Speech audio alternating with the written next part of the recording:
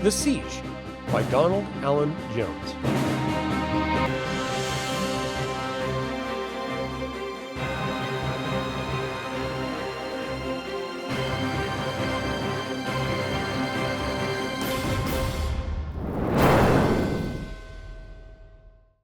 I, Astinus, chronicle here events from a time that diverged from our own, one of the many tributaries branching from the river of time. 20 years have passed since the end of the War of the Lance ushered in the Age of Hope. In that time, Ansalon has seen much change. The Whitestone Council, formed in the winter of 352 AC, Alt Cataclysm, or after the Cataclysm, solidified their alliance in 354 when the leaders of the council officially founded the Whitestone Coalition, each realm either reaffirming the ancient sword sheath scroll or becoming new signatories to it. The islands of Ergoth, part of the Ergothian Empire prior to the Cataclysm, joined the coalition, but also formed a confederation of their own. Daltagoth is once again the capital of the respected and growing policy, more concerned with economic growth and stability than the accumulation of territory. The coalition's first true test came in the summer of 357, when Kitiara Uthmatar, last surviving dragon high lord, laid siege to the lord city of Palanthas in what has been called both the Siege of Palanthas and the Blue Ladies' War. The coalition passed the test, but only as a result of Kitiara's death on 30 Paleswelt 357. A month later, Erican Ericas, son of the so-called dragon emperor Dulket Ericas and, it is claimed, the dragon goddess Zeboim, and former high master of the Red Dragon army, left the High Clerist's tower, where he had been imprisoned for 2 years after the War of the Lance and welcomed as a guest after his sentence was fulfilled. Erican disappeared from the historical record for 14 years, until 25 Holmeswelth 371, when his new order, the Knights of Naraka, erroneously called the Knights of Takhisis by some, swept out of the Kalkist mountain range with their Kurish and Zekar allies to wage war on western Ansalon. The conflict has been raging for nearly 2 years now, with no end in sight. At this moment, one of the most critical battles of the war is taking place at the High Clerist's Tower, which has been under siege since 7 Gildember 372. An ongoing history of the Age of Hope, Astinus of Palanthas. 4 Deep Cult 353 AC, Age of Despair, High Clerist's Tower. Sigurd Uthgruber pressed himself against the cold stone of the tower wall, snow whipping across the battlements. From this height, the chaos below was a blur of armor, banners, and worms, but his eyes were locked on the duel above Kingfisher's Nest. A lone knight stood atop the outcropping, sword in one hand and lance in the other, facing the dragon high lord on her mount. The blue dragon circled lazily, wings slicing the winter air. Sturm Brightblade's sword glimmered in the weak sunlight, gold-winged crosspiece, hilt sculpted like a rose, catching the pale light with every arc and clash. The duel was brief. Each strike rang against metal, sparks scattered across the stone. Around them, the battle ebbed and flowed. Dragon armies pressed back by the sudden madness of the Draconians, but Sigurd could only see the 2 figures above the wall. His hands gripped his own sword hilt until the knuckles whitened. Then the High Lord's strike came. Sudden, terrible. Sturm's sword knocked aside, or perhaps he'd been too slow. In the next instant, Sturm himself fell, sliding from the outcropping, arms flailing before the world seemed to catch and hold him in suspended disbelief. Sigurd wanted to scream. His throat was dry. His mouth refused sound. Sturm Brightblade lay broken on the stone. The sword, the Brightblade itself, slipped from nerveless fingers and clattered below. For a moment, Sigurd was 12 again, listening to his father's tales of Badal Brightblade, of Huma Dragonbane. The names of heroes, the weight of those names settled on his shoulders, and he couldn't lift it. The battle continued around him. Soldiers scrambled, Draconians faltered, the High Lord disappeared into the chaos, victorious. Sturm's body remained.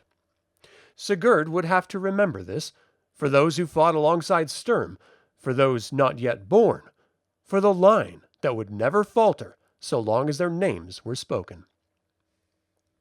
The Brightblade had fallen, 25 Frostcolt, 372 AC, Age of Hope, High Clerist's Tower. The cold had settled into Sigurd's bones weeks ago. He sat in the corner of the barracks, close to the brazier, but never quite close enough, working oil into the leather straps of his armor. Around him, other knights and soldiers did the same, the endless maintenance that kept them alive. Outside, snow fell steadily, muffling the sounds of the siege. Even the enemy seemed diminished by the winter. "Did you hear about the knight?" Sigurd kept working his oil into the leather. "What knight?" one of the crown knights from Thelgard asked, voice still breaking. Gods, the squires were being raised up too soon. This thrice-damned war. "Nirrokin, 3 weeks back, the eastern approach." Gareth had been at the tower nearly as long as Sigurd. "Cut through 2 of our brothers like they were recruits." "The Dark Knights can fight, we know that." "Not that." Gareth stared into his cup. "His shield, his arms." Now Sigurd looked up. "What about them?" the young knight asked. Gareth was quiet for a moment, staring into his cup. "Bore a sword, silver on blue, I think. But there was something else, a black border, maybe? It was chaos, hard to see clearly. But I swear by Kiri Joleth, it looked like—" He stopped. "Like what?" "Like Brightblade arms, but wrong." The barracks went quiet except for the pop and hiss of the brazier. Every man there knew the Brightblade arms. Every knight who'd been at the tower 20 years ago had watched those arms fall with Sturm. Even the young ones knew the story. It was part of their training, their legacy. "You're mistaken," someone said finally. "Lots of knights bear swords." "That's what I told myself." Gareth shook his head. "But then Mikhail saw him too, week after that. Said the field was black and the sword was silver." "Which was it then, blue or black?" "I don't know. Like I said, it's hard to see in battle. But Mikhail swore there was something about it that reminded him of the old arms. Said it made his skin crawl." Sigurd set down his armor strap carefully. "The Brightblade line ended with Sturm," he said quietly.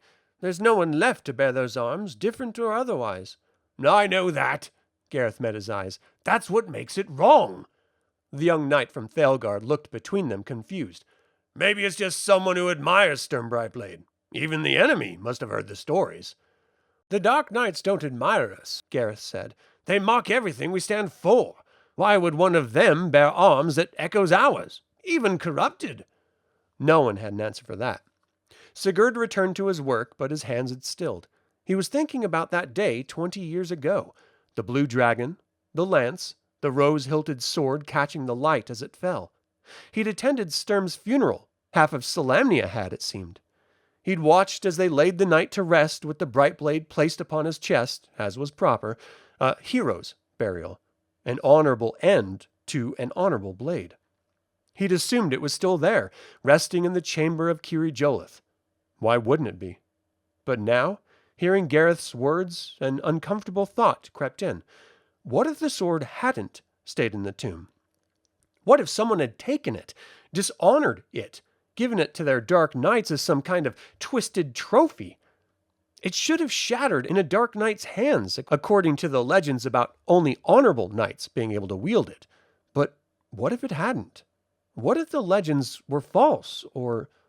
He couldn't finish the thought. It made him sick. "Probably nothing," someone said, trying to lighten the mood. "Just our eyes playing tricks. We're all tired, seeing things that aren't there." "Probably," Gareth agreed, but he didn't sound convinced.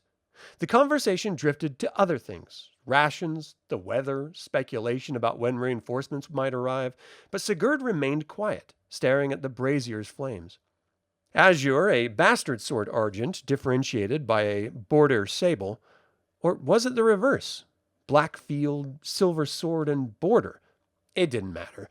What mattered was the creeping sense that something was deeply, fundamentally wrong. That somewhere out there in the darkness beyond the walls, someone was wearing a mockery of everything Sturm Brightblade had died for, that the House of Brightblade had stood for. Est mithas oth sularis, he thought. My life is my honor. The Brightblade words, as well known as the Brightblade itself, or the heroes descended from that family. The inspiration for the knighthood's own model, Es suleris orthomithas, my honor is my life. That truth was in Volume 1 of the Measure. Chapter 2, Sigurd thought. Maybe 3. He misremembered. He shook his head, told himself Gareth was mistaken, that exhaustion and fear made men see ghosts, that the enemy couldn't possibly have... But the thought wouldn't leave him. It lodged in his mind like a shard of ice, cold and sharp and impossible to ignore. Rising abruptly, he left the barracks. Outside, the snow continued to fall, and somewhere beyond the walls, the knights of Naraka waited for their moment. Sigurd glanced around, then made his way toward the entrance of the chamber of Kirjolith. It had been sealed for years, carefully guarded, but the current sentry, young Otto, was asleep. Sigurd eyed the Knight of the Crown, but did not wake him to reprimand him for his lack of discipline. Quietly, he crept past and descended the worn stone steps. The temperature dropped with each step. His breath misted in the air, visible even in the darkness.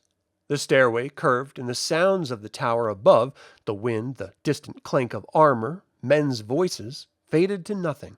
Only his footsteps remained, echoing off stone. The crypt's entrance yawned before him. He hesitated, one hand on the cold wall, then stepped inside. It was dark. The air smelled faintly of candle smoke and old stone. Dust motes drifted in narrow shafts of light from the small iron-grated windows.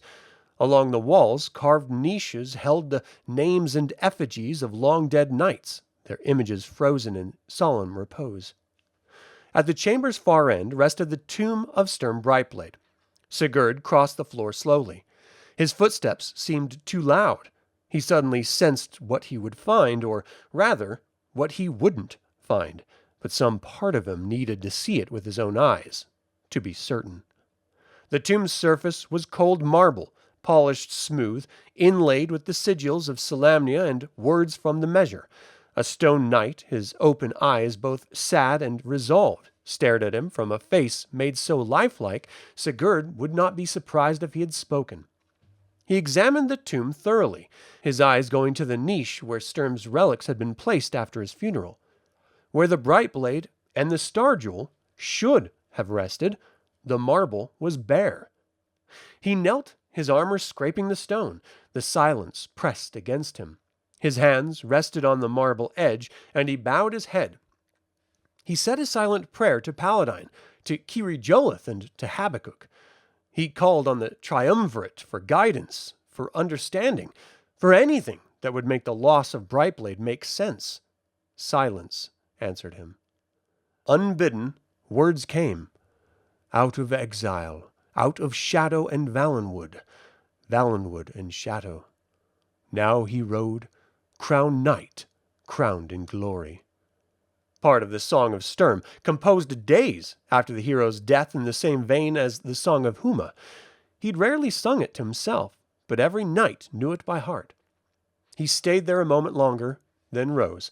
The emptiness of the chamber echoed his unease.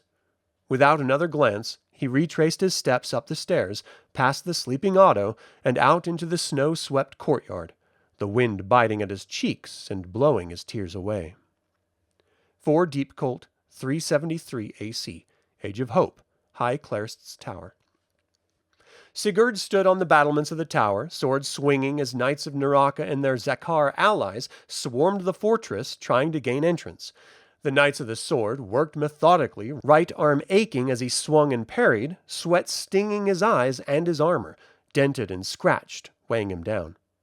He pushed past the fatigue, pushed the enemy off their scaling ladders, nearly was pulled off the walls by the grasping hand of a half-ogre. It was not going well. The Whitestone Coalition was continuously surprised by the suddenness of Ariken's forces and continued to lose ground quickly. Nordmar and Balafor had fallen. According to rumor, Sylvanesti was nearly ready to capitulate, and even Thorbarden, which could survive a siege better than the tower, was seemingly teetering. The fighting in the eastern Solamnic provinces had finally solidified into a grim back and forth, neither side gaining ground, but neither losing either. In central Solamnia, on the plains and in Garland, Crownguard and Silverblade had mostly put aside their 43-year-long feud to defend their provinces. More rumors. Taniseth Elvin was dead, and Lorelanthalasa Cannon, consul of the Coalition, was in the grip of despair. Other rumors? It was Lorana who died, and Tanis was leading a band of wild runners behind enemy lines. It was said he took no prisoners, but it was all rumors. Who knew the truth? The only thing Sigurd knew was that he was grateful the commander of the Nurakkans out there, Doga Ironfist by all accounts, had held back his dragons and draconians. The enemy still remembered the impact a dragon orb could have on the worms and lizard men, it seemed. Sigurd had no doubt the tower would stand. It had stood since the first siege during the Age of Dreams. It had stood during the War of the Lance. It would stand now. Then the flap of a standard, green dragon turtle on black, one he'd seen many times over the months, headed straight for the western wall. Snow whipped across his face, stinging, and his breath came in ragged bursts, fog curling in the freezing air. The breach had been there since the night before, jagged stones and splintered timbers marking the place where the defenders had barely held. Sergeant Brothers labored furiously, shoveling rubble, reinforcing beams, pressing chainmail and shields into service to patch every hole. Their tabards were soaked with blood and snow, faces streaked with dirt, grime, and exhaustion, hands raw from hammering, hewing, and hauling. They were doing their best. Apparently, their best wasn't enough. Sigurd's stomach sank as portions of the wall groaned, then crumbled entirely, sending stones tumbling into the courtyard below. The Nurakkan Talon surged through the breach, a tide of black armor and snarling crests, the green dragon turtle on its pole flapping menacingly as it wavered in the wind. Steel rang against steel around him as he braced his sword arm, sweat stinging his eyes beneath the helmet. He struck left, parried right, pushed back a charging half-ogre with a kick to the knee, and shoved a dark knight over the edge with a roar. And then he saw it. The bright blade, golden winged crossed piece and ruby, its hilt sculpted like a rose. 20 years, and here it was again. "The bright blade!" he shouted, the ancient cry carried by the wind. "The bright blade shines!" Around him, Solamnics raised their voices with his, the cry spreading along the wall. He lunged forward, adrenaline coursing through him. Each strike felt guided by something beyond fatigue, beyond the ache in his shoulders. The sword flashed through the storm of battle, and around him other Solamnics took up the cry. Elves from Quilinisty and Sylvenisty pressed forward. Thorbarden dwarves rallied at the breach. Then Sigurd's eyes followed the wielder more closely. Black armor, spiked and adorned with grinning skulls. The gauntlet that held the bright blade was equally dark, and on the tabard, white on black, the lily. Then the axe fell. Coda. The Knights' War lasted for 2 more years before ending in stalemate.